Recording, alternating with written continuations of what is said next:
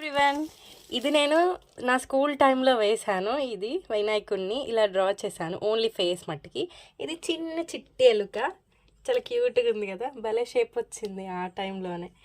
ఈ చెమ్కి వచ్చేసి అప్పట్లో అమ్మ వాళ్ళు శారీస్కి వర్క్కి మగ్గం వర్క్ అలా చేసుకోవడానికి యూజ్ చేసేవాళ్ళు. ఇది నెక్స్ట్ గ్లిటర్ పెన్ తోటి ఇట్లా షేడ్ వేసాను, ఒక ఫ్లవర్ డ్రా చేసి పెన్సిల్ తోటి.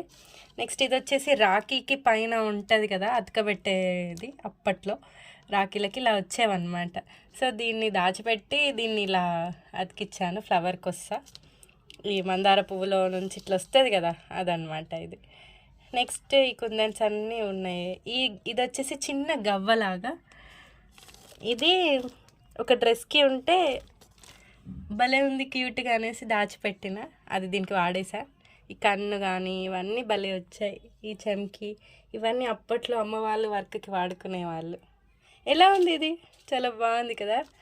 అప్పట్లో నా కళాఖండం అనమాట, అంటే 2010-9 ఆ టైంలో. ఈ థ్రెడ్ వచ్చేసి ఇది ఉంటుంది కదా దారం, అప్పట్లో సిల్క్ థ్రెడ్ అనమాట, బ్లాక్ అండ్ వైట్. మా అమ్మ ఎంబ్రాయిడింగ్ కోసం తెచ్చుకుంటే ఇది ఇట్లా హ్యాంగ్ చేసుకోవడానికి ఇట్లా తాడులాగా వాడేసా. ఈ అట్ట ఎక్కడిది అని అంటే శారీది, శారీ పైన అట్ట. శారీస్కి కొన్నప్పుడు డబ్బాలు వస్తాయి కదా, ఆ డబ్బా అనమాట. ఆ డబ్బా పైన అట్ట తీసి ఇట్లా పెట్టిన. శారీ పైన కవర్ వస్తుంది కదా, ఆ కవర్ అనమాట ఇది. ఆ కవర్ని ఇట్లా పెట్టి అతకబెట్టిన, డస్ట్ అది ఇది పడకుండా ఉండడానికి.